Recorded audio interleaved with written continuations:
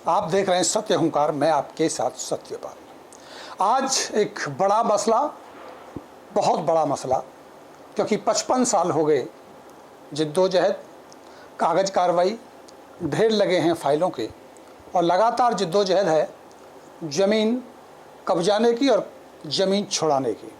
मैं बात कर रहा हूँ बहुत ही चर्चित, बहुत ही पुराने मामले नवीनगर सोसाइटी की। अगर आप बसंतपुर में जाते हैं तो आप देखेंगे कि अगवानपुर और इस्माइलपुर के रकबे में बसी नवीनगर सोसाइटी का इलाका आपको बहुत सारा खाली मिलेगा। वहाँ मकान बनते हैं, उनके ऊपर रोक लगाई जाती है, अवैध कब्जों की बात होती है और अब तो सुनने में ये भी आ रहा है कि नगर निगम भी कुछ ऐसी ज़मीनों पर काम कर रहा है। वाद विवाद बहुत बड़ा है, अगर समझने लगेंगे तो घंटों लग जाएंगे।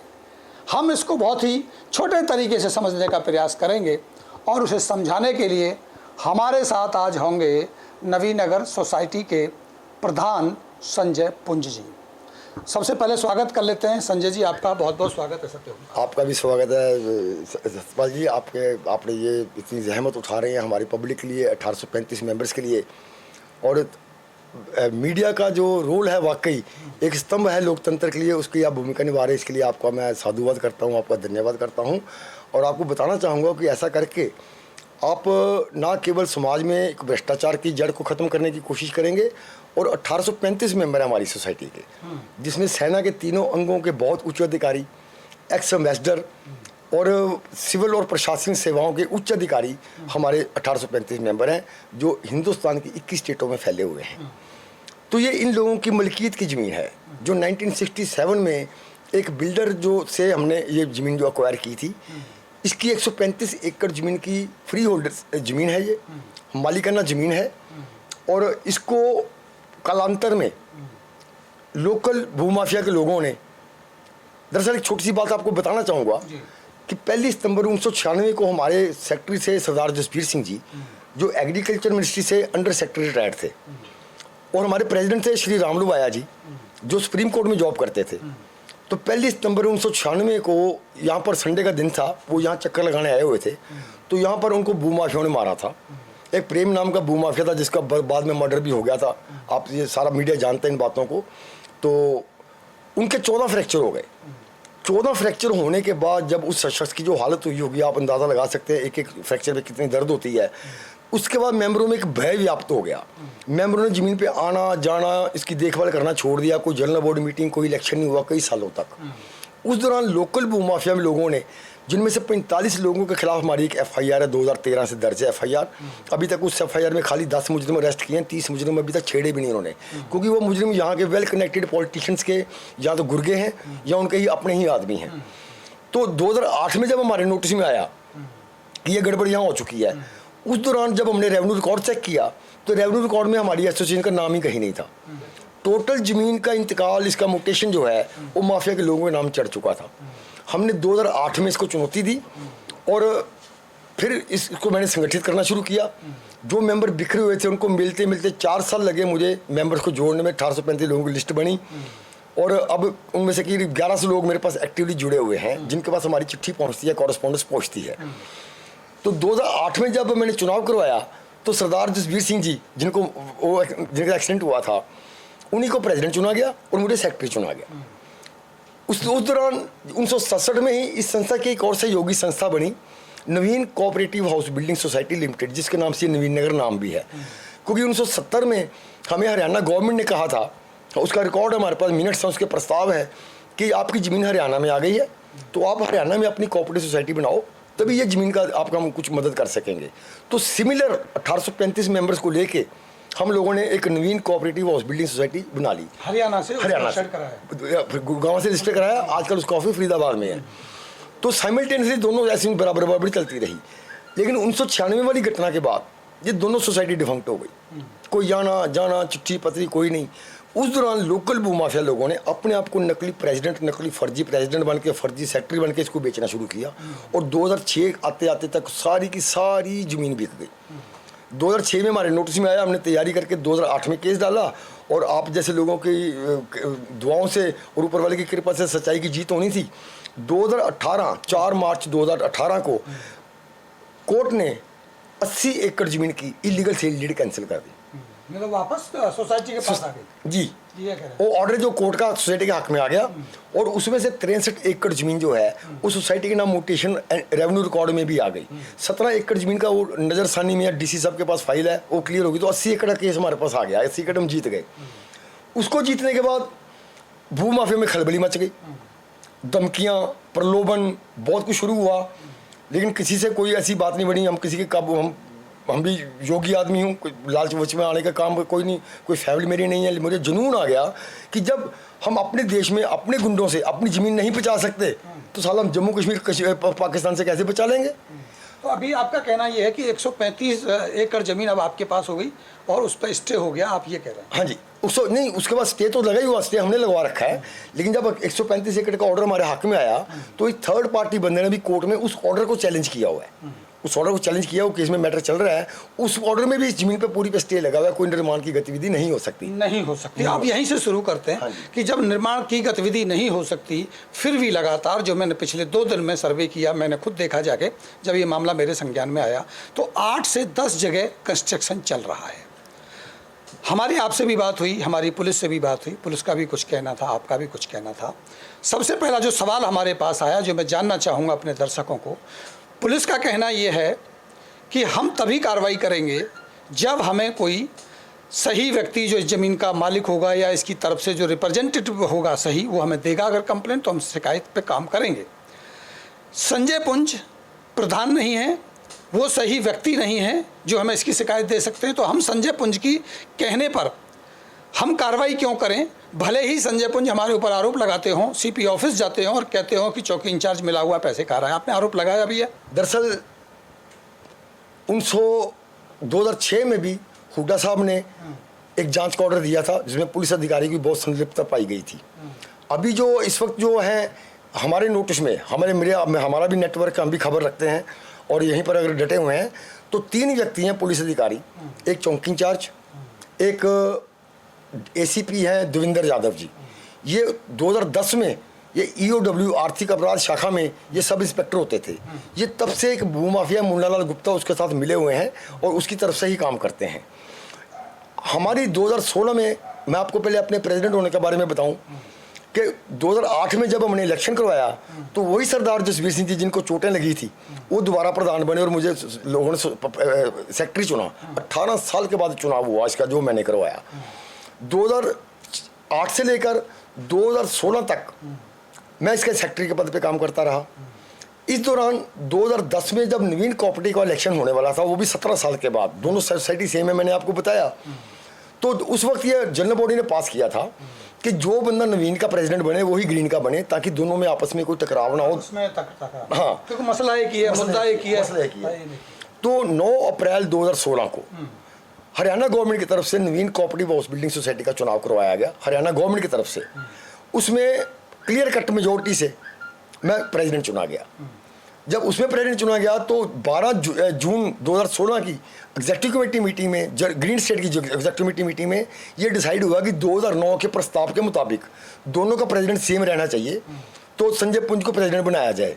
लिहाजा उसकी अगली मीटिंग 3 जुलाई 2016 को हुई। उसमें कार्यकारिणी कमेटी ने, क्योंकि प्रेसिडेंट चुनना कार्यकारिणी का काम है, जनरल बॉडी अपनी कार्यकारिणी का चुनाव करती है, कार्यकारिणी अपने पदाधिकारियों का चुनाव करती है।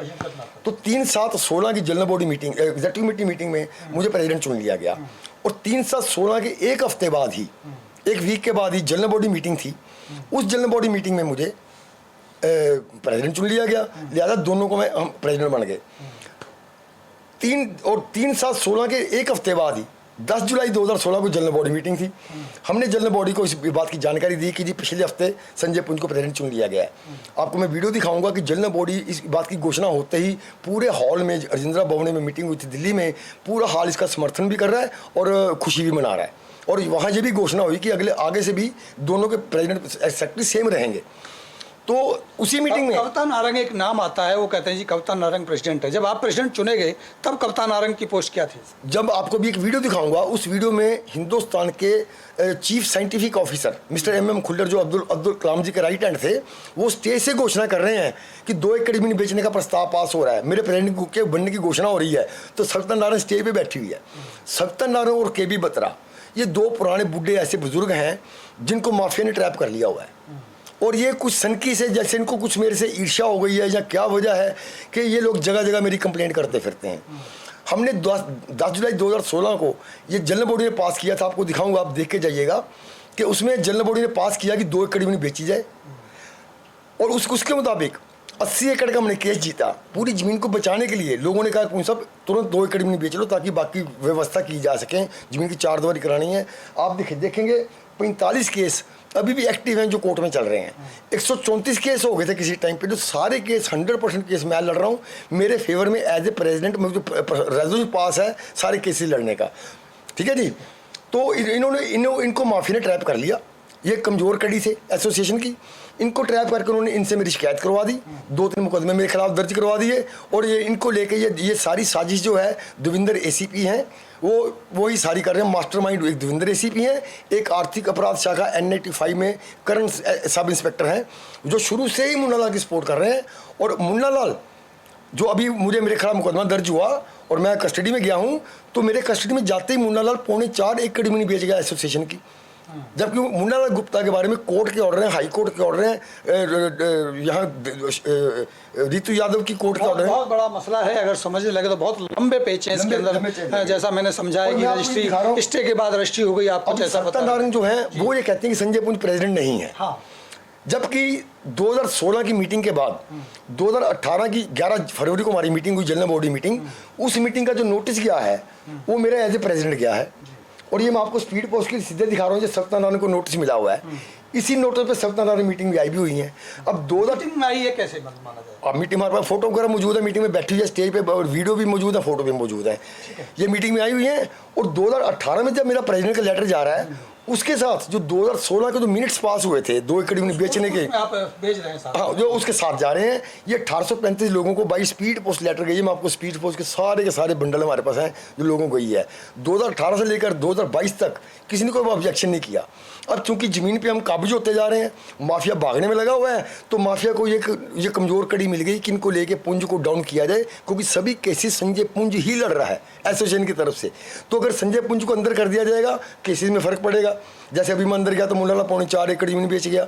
ये 4.25 एकड़ ज़मीन भी जो सब इंस्पेक्टर करण है उसने भी गवाई है, और उसमें देवेंद्र एसीपी भी शामिल है। अब अगली बात पे आते हैं साहब। सवाल ये भी आता है कि जब आप कंप्लेंट देते हैं और ये कहते हैं कि नवीनगर सोसाइटी में कब्जा हो रहा है या अवैध बिल्डिंग बना रहा है, आप इस पर कार्रवाई कीजिए, तो पुलिस का कहना है, ये अनऑफिशियली मैंने उनसे बात की, उन्होंने कैमरे पे बात तो नहीं की, लेकिन उन्होंने कहा कि कौन सा नवीनगर, कहाँ है नवीनगर, कोई 4 दीवारी है, कोई बाउंड्री है, कोई मार्किंग उसकी हुई है, हम कैसे माने कि वो कंस्ट्रक्शन जो हो रहा है वो नवीनगर में हो रहा है? तो क्यों नहीं आपने उसकी कोई बाउंड्री कराई या इस तरह की कोई? देखो जी, हम सिर्फ और सिर्फ मेंबर्स की कंट्रीब्यूशन पे डिपेंड करते हैं, और मेंबर की कंट्रीब्यूशन हम लेते हैं 3000 रुपये साल की, जो मुश्किल से 250-250 लोग देते हैं, क्योंकि 55 साल पुराना मैटर है। लोग दूर दूर बैठे हैं, विदेशों में भी मेंबर हैं, कोई इंटरेस्ट ले रहे हैं, कोई नहीं ले रहे, कुछ लोग इंतज़ार कर रहे हैं कि यार पता इतने 50 साल से कुछ हुआ नहीं, कुछ हो जाएगा तो देंगे। तो लिहाजा 10 जुलाई 2016 को इन्हीं बातों को लेकर, आप अगर मिनट्स पढ़ेंगे, मैं आपको कॉपी दे रहा हूँ, इसमें लिखा हुआ है कि हमें 30-35 तो सिक्योरिटी गार्ड चाहिए डे एंड नाइट विजिल के लिए, 3 हमें 4 व्हीलर चाहिए, 4 हमें मोटरसाइकिल चाहिए। इन सब चीज़ों की व्यवस्था के लिए सारे जब डेलीब्रेशंस हुई तो जनरल बॉडी ने साफ पास किया कि 4 दीवारी कराने के लिए, डिमार्केशन करवाने के लिए आप 2 एकड़ ज़मीन बेच दो। उसी 2 एकड़ ज़मीन बेचने में से 1 एकड़ की डील एक की थी, उसमें ने मुकदमा दर्ज कर दिया झूठा। और अभी एक 1270 गज का मैंने एग्रीमेंट किया था। उस जिस जगह का एग्रीमेंट किया था वहाँ 2 अवैध शराब के ठेके और शराब पीने का हाथा खुला हुआ, ऑलरेडी कब्जा उस पर। उसके खिलाफ सत्यनारायण ने कोई कंप्लेंट नहीं की, माफिया से मिली हुई है ये बतरा भी। आज तक इन्होंने आज तक 1998 से लेकर आज तक इन्होंने संजय पुंज के अलावा किसी माफिया की कंप्लेंट नहीं की। अब सवाल यही आता है कि अगर आप 4 दीवारी करना चाहते थे, बहुत सारे बाइकर्स लगाने वाले थे, आप रखवाली करना चाहते, प्रॉपर्टी क्योंकि सोसाइटी की है, प्रॉपर्टी आपकी है, नहीं सोसाइटी की है, मतलब आपकी है, आप उसके प्रेसिडेंट हैं, आप ये मान सकते हैं। तो आपकी प्रॉपर्टी की या सोसाइटी की प्रॉपर्टी की रखवाली पुलिस क्यों करेगी? अगर आपकी प्रॉपर्टी तो उसकी रखवाली तो आप करें ना। जी नहीं, मैंने पुलिस की जब इनको कसम दिलाई जाती है तो इनको कसम दिलाई जाती है कि मैं जी जान से पब्लिक के जान माल और इज्जत की हिफाजत करेंगे। तो ये हमारा माल है जो लुट रहा है सरेआम, और ये लुटवा रहे हैं। और हमारे पास पक्की खबर है कि यहाँ पर रेट तय है। किसी ज़माने में जो रेट तय होता था 1000 रुपये गज का, अब हर्षवर्धन जो चौकी इंचार्ज आया इसने रेट कर दिया 2000 रुपये गज का।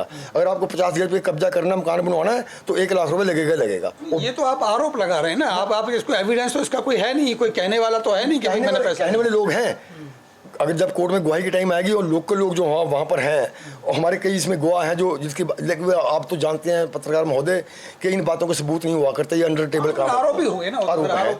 लेकिन अगर इन आरोपों की अगर जांच करवाई जाए ढंग से तो ये तो पता चली जाएगा कि अगर किसी की अनड्यू फेवर की जा रही है, अगर एसीपी देवेंद्र मुन्नालाल की इन लोगों की अनड्यू फेवर कर रहा है तो वो क्यों कर रहा है, गलत आरोपी की फेवर कर रहा है तो क्यों कर रहा है, तो उसमें कोई ना कोई कंसिडरेशन तो होगी ना, पैसे की नहीं तो कोई और रिश्तेदारी थोड़ी हो सकती है कोई। तो ये भ्रष्ट आदमी है, इनका काम ही यही है जमीनों पे कब्जे करवाना और लोगों के पैसे हड़पना। और सवाल वही आता है कि अगर वहाँ कंस्ट्रक्शन चल रहा है और वो सोसाइटी की ज़मीन पे चल रहा है तो पुलिस तो रखाने नहीं जाएगी ना, कोई कंप्लेंट करता तो हो, कोई बताए या तो शिकायत करे कि भाई ये हमारी ज़मीन है, हमारी ज़मीन की चोरी हो रही है, हमारी ज़मीन पे कंस्ट्रक्शन चल रहा है, आप इस पर कार्रवाई कीजिए। आप लिखित में भी कोई कार्रवाई शिकायत देते नहीं है चौकी इंचार्ज, खाली आप मैसेज लिख देते हैं, कहते हैं जी आप जाके उनको कंस्ट्रक्शन को रोको। हमने व्हाट्सएप पे मैसेज दिए हुए, व्हाट्सएप पे मैसेज लीगली वैलिड है।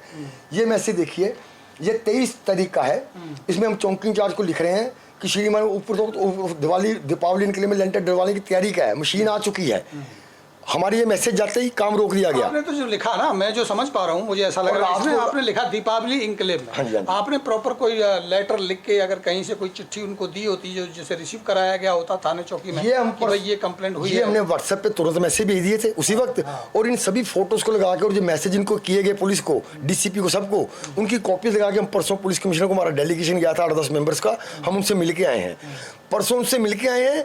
उसके बावजूद कल मुझे खबर आई है कि 7 जगह पर, अलग अलग जगह पर कंस्ट्रक्शन का काम चल रहा है, जमीन को घेरा जा रहा है, कब्जा किया जा रहा है। ये अपनी समझ से, अपनी बुद्धि से बाहर की बात है कि कंप्लेंट पुलिस कमिश्नर को करने के बावजूद भी, ये कॉपी हमारे पास रिसीविंग है, सब कुछ है, और फोटो साथ में लगाएंगे कहाँ काम चल रहा है। उसके बाद परसों तो 3 जगह चल रहा था, कल 7 जगह काम शुरू हो गया। सवाल वही आ रहा है जो मैंने पूछा, सवाल वही आ रहा है कि वो कैसे पता करें कि वो नबीनगर चौकी में, नबीनगर की सोसाइटी के एरिया में काम हो रहा है। हमारे पास कोई लोकेशन तो है नहीं। दूसरी बात, कंप्लेंट करता हमारे साथ नहीं है, कोई कंप्लेंट करता हो लीगल, अगर हमें कंप्लेंट करेगा तो हम करेंगे, हमें कंप्लेंट तो किसी ने दी नहीं है, खाली मैसेज आपने लिख दिया, व्हाट्सएप पर लिख दिया, ऐसे हमें कैसे पता चलेगा? मैसेजेस के बाद हम बता रहा हूँ आपको, परसों प्रॉपर कंप्लेंट लिख के, कंप्लेंट में सारे हालात लिख के हम पुलिस कमिश्नर साहब को दे के आए हैं। परसों ही हमारा डेलीगेशन गया था 8-10 मेंबर्स का, तो हम उनको मिलके सारे हालात बता कर आए हैं, रिटर्न में दे के आए हैं। और तो रिटर्न में भी हमारी कार्रवाई चल रही है, किसी कार्रवाई करते नहीं। और क्या करते हैं, किसको कोई भी कार्रवाई चलती है तो निचले लेवल पे ये देवेंद्र यादव और वो करण सिंह जो है, ये उसको दबा देते हैं, भड़कवा देते हैं, कोई पैसे की नॉर्मल हम पैसा दे नहीं पाते, हम सिर्फ मेंबर्स की फंड्स पे डिपेंड करते हैं। और जहाँ 2000 रुपये गज कंस्ट्रक्शन का काम का दिया जा रहा है, 1 लाख रुपया, तो हम तुम्हारे पास तो 10-20 हज़ार रुपये भी नहीं होते कि हम प्रॉपर कंप्लेंट इनकी कर सकें, कि उस जगह का नक्शा बनवाएं, ड्राफ्ट्समैन को भेजें, ये करें वो करें सारा। लेकिन फिर भी हमसे जितना प्रयास हो पड़ता हम कर रहे हैं। हम पब्लिक को भी और पुलिस को भी इस बारे में जागृत कर रहे हैं। दूसरी बात रही नक्शे की, या आपको मैं नक्शा दिखा रहा हूँ। इस नक्शे में 135 एकड़ की डिमार्केशन जो उस वक्त के पुलिस कमिश्नर श्री सुभाष यादव जी के आदेश पर हुई थी, पुलिस द्वारा करवाई गई थी। इसमें आप देखेंगे कि पूरी जमीन की डिमार्केशन हो रखी है, इसमें हो रही है, लेकिन मौके पे जो जमीन है उसमें आप देखेंगे पिलर कहीं गड़े हैं, कहीं तारबंदी हुई है, तार फेंसिंग नहीं, तार फेंसिंग हम फाइनेंशियली जो कंस्ट्रेंट है हमारे, उसकी वजह से हम नहीं करवा पा रहे। अगर ये हमारे 2 एकड़ में बेचने को प्रयास को कामयाबी मिल जाती 1 एकड़ की भी, तो हमारे पास 2 करोड़ रुपये आ जाता। तो हम अब तक यहाँ पर पूरी व्यवस्था कर चुके। चलिए, पैसे की कमी हो सकती है, तार फेंसिंग कराने में दिक्कत आई, आप कम से कम किसी को रखवाली पे तो चौकीदार तो रख सकते हैं ना, जो इन्फॉर्म करे और जाके चौकी इंचार्ज को बताए, कंप्लेंट दे और उस पर कार्रवाई करवाए। हमने 2 चौकीदार वहाँ रखे हुए हैं प्रॉपरली, उनको पेमेंट लेटर दे रखा हुआ है। और इससे पहले जो इंचार्ज थे वो तो हमारे चौकीदार की कंप्लेंट पे तुरंत पुलिस भेज देते थे, काम रुकवा भी देते थे। और पुलिस की मौजूदगी में हमारे चौकीदार उस काम को तोड़ भी देते थे। हमारे पास कई वीडियो और कई फोटोग्राफ ऐसे जो वहाँ पुलिस खड़ी है और हमारे चौकीदार जमीन को तोड़वा रहे हैं, अवैध निर्माण को। जब से ये श्रीमान हर्षवर्धन जी आए हैं, इन्होंने हमारे चौकीदारों को धमकाया भी है, भड़काया भी है, उनको बोल दिया कि ज़मीन पे दिख भी मत जाना, दिखो तो मैं तुम्हें उठा के अंदर बंद कर दूंगा। अब 2 चौकीदार, वो एक तरह से चौकीदार ना होकर अब खाली इन्फॉर्मर से बन के रह गए हैं। चौकी में जाते हैं तो ये उनको गालियाँ देकर भगा देते हैं। और अब बहुत बुरी हालत कर रखी है जो चौकीदार को अपने, वो फिर भी बेचारे दाएँ बाएँ से घूम घाम के कोई अवैध निर्माण होता है तो मुझे उसकी खबर देते हैं। तो लेकिन ये चौकी से उनको भगा देते हैं, जो बिल्कुल हमारे चौकीदारों को तो बात सुनने को भी तैयार नहीं। तो यही आधार आप दे रहे हैं कि चौकी इंचार्ज मिले हुए हैं, पहले चौकी इंचार्ज आपको सपोर्ट करते थे, अब की चौकी इंचार्ज आपको सपोर्ट नहीं कर रहे हैं? बिल्कुल नहीं कर रहे, अब बिल्कुल सपोर्ट नहीं कर रहे, और अब तो बिल्कुल ये साजिशन और शरेआम मकान बना रहे हैं। भाई साहब, यूपी पुलिस के डीजीपी साहब का एक बयान मैंने कुछ दिन पहले अखबार में पढ़ा था कि पुलिस की मर्जी के बगैर एक शराब का पौवा भी नहीं बिक सकता अवैध। तो यहाँ तो इतना बड़ा मकान बनकर तैयार हो रहा है, पुलिस से कार्रवाई नहीं कर रही। आपकी जमीन पे स्टे है, अगर हम शिकायत करते हैं, हमारा चौकीदार शिकायत करता है, ये अवैध निर्माण करने वाले से उनके कागज मांगे, उनके पास सारे फर्जी पेपर हैं, अब तो पेपर है ही नहीं किसी के पास। अगर आपकी जमीन पे स्टे लगा हुआ है, अब आप कोर्ट में जाके क्यों नहीं उस पर कोर्ट ऑफ कंडक्ट का केस लगवाते? उसमें छोटी सी टेक्निकल दिक्कत ये आ रही है कि जो लोग वहाँ मकान बना रहे हैं, कब्जा कर रहे हैं, वो हमारे केस में इन्वॉल्व नहीं हैं। तो जो केस में इन्वॉल्व नहीं है उस पर हम कंटेम्प्ट का केस कैसे डालेंगे? लेकिन हम इस चौकी इंचार्ज को बाई नेम हम इस तकासस के खिलाफ कोई भी स्टे के ऑर्डर में पुलिस भी उसमें पार्टी है, तो हम पुलिस को पार्टी बना के इस तकासा डालने जा रहे हैं बड़ी जल्दी। लगेगा आपको, लगता है आपको कि अब आने वाले जल्द में समय में ही इसका निराकरण हो जाएगा? 50-55 साल आज होली है, लगभग 55 साल बीत गए, अब कितना समय और लग रहा है आपको कि ये ज़मीन का विवाद ख़त्म हो जाएगा? ये थोड़ी पुलिस वाले भूमाफिया की सपोर्ट ना करें, और मुझे जान से मारने की धमकियाँ भी मिलती हैं गाहे बगाहे, और मुझे थोड़ी सी सुरक्षा मिले तो ये मैं ज़मीन पे जाके खुद बैठ के भी इस मसले को हल करता हूँ। 80 एकड़ ज़मीन हमारे नाम आ चुकी है, उसका स्टे का बिल्कुल मामूली से मारो, खाली आर्गूमेंट पे है वो मैटर। आर्गूमेंट होते हुए स्टेट अगर टूटता है तो हम इस ज़मीन को अपने पोजीशन में लेने के लिए तैयार हैं। हम आज भी पोजीशन ले सकते हैं, लेकिन वही दिक्कत आती है कि वहाँ पर इतनी भारी फोर्स में अपनी सिक्योरिटी तैयार, ज़मीन 135 एकड़ ज़मीन है, 135 एकड़ ज़मीन पर तो पूरे पैदल घूमा भी नहीं जा सकता, तो चौकीदारी करना तो बहुत डिफिकल्ट है, वो भी 2 चौकीदारों के लिए। बड़े सीमित साधनों के साथ हम इस ज़मीन को बचाने की कोशिश कर रहे हैं। मेंबर सहयोग कर रहे हैं, जितना कर रहे हो मेंबर का सहयोग धीरे धीरे बढ़ता भी आ रहा है। जो मसला हल होता जाएगा और भी मेंबर जुड़ते जाएंगे हमारे साथ, अब उनकी कंट्रीब्यूशन देंगे, लोगों की कंट्रीब्यूशन पेंडिंग है, तो सिर्फ पैसे की व्यवस्था की वजह से हमारा। आपको लगता है इतना सारा एरिया बस चुका है 135 में? मुझे ऐसा लगता है, मेरा अपने आंकड़े में 70-80 एकड़ तो लगभग बसावती हो चुकी है, उधर कॉलोनियाँ बस चुकी हैं। क्या आपको लगता है कि आने वाले समय में इनको हटाने का काम कोर्ट के द्वारा किया जाएगा? बड़ा एक मतलब कह सकता हूँ कि वो चलानी पड़ेगी, मुहिम चलानी। 2014 में हमने हाई कोर्ट से एक ऑर्डर लिया है हरियाणा चीफ सेक्रेटरी के नाम का। उस ऑर्डर में उन्होंने हमारी ज़मीन पर पूरा अवैध कब्जा हटाने के लिए निर्देश दे रखे हैं चीफ सेक्रेटरी साहब को। चीफ सेक्रेटरी साहब ने उस पर कोई कार्रवाई नहीं की। जब हमने उसके दोबारा अप्रोच किया, उनके ऊपर कंटेम्प्ट डाली, तो चीफ सेक्रेटरी साहब ने डीसी महोदय फरीदाबाद को लीड ऑफिसर बनाकर इसकी जांच करवाई, और वो ऑर्डर मेरे पास है, मैं आपको उसकी कॉपी दूंगा। उसमें डीसी महोदय ने म्यूनिसिपल कॉर्पोरेशन फरीदाबाद को ऑर्डर कर रखा है कि सोसाइटी की ज़मीन से सारे अवैध कब्जे हटाए जाएँ, और डीसीपी पुलिस को ऑर्डर कर रखा है कि ये कब्जे हटाने के लिए जो भी पुलिस व्यवस्था है वो आप करके दो। वो ऑर्डर हो रखा है, लेकिन उस ऑर्डर पे भी आज तक किसी ने कोई कार्रवाई नहीं की। लगता है कि सरकार या सरकार में बैठे कुछ लोग शायद भूमाफिया के इतने ज़्यादा दबाव में हैं कि ये कोर्ट के आदेशों की भी दर्जियाँ उड़ाने में ये कोई कसर नहीं छोड़ते। और हाई कोर्ट के ऑर्डर के हिसाब से चला जाए तो 135 एकड़ के 135 एकड़ पूरी की पूरी जो है वो तोड़फोड़ होनी चाहिए। चलिए साहब, आपका बहुत बहुत शुक्रिया, और मैं इस खबर को और आगे भी कवर करूंगा। बहुत सारे पहलू हैं, बहुत सारा मामला उलझा हुआ है। अभी हमने सीधी सीधी बात कुछ समझने की कोशिश की है, और ये आशंका है, आशंका ही नहीं, मुझे लगता है कि शायद ये सच्चाई हो सकती है आने वाले समय में कि बहुत बड़ी तोड़फोड़ हो, बहुत सारे लोगों का नुकसान भी हो। और मैंने कहा भी है कि अगर आपको लगता है, और ये बात तो पुलिस भी मान रही है अनऑफिशियली, कैमरे पर उन्होंने नहीं बोला, उन्होंने कहा कि जो व्यक्ति वहाँ बस रहे हैं वो भी इतने ही जिम्मेदार हैं जितना वो लोग बसा रहे हैं वो जिम्मेदार हैं, क्योंकि 40-50 हज़ार गज की जहाँ रेट रहे हो, जगह रही हो, वहाँ अगर 10-15 हज़ार में जगह वो खरीद रहे हैं तो उन्हें भी पता है कि इस जगह में कुछ ना कुछ तो गड़बड़ है। इसकी पड़ताल मैं लगातार जारी रखूँगा। मकान बन रहे हैं वो भी मैंने वीडियो आपको दिखाई है और दिखा भी रहा हूँ साथ साथ, जो अभी कंस्ट्रक्शन वहाँ चल रहा है, लगातार कंस्ट्रक्शन चल रहा है। कैसे रुकेगा, क्या होगा, इस पर मेरी नज़र लगातार बनी रहेगी। और भी बहुत सारे पहलुओं को हम एक बार फिर समझेंगे, फिर मिलेंगे दोबारा से इसी विषय पर। तब तक मेरे साथ आप जुड़े रहिए और देखते रहिए सत्य हुंकार। अभी दीजिए इजाज़त, नमस्कार।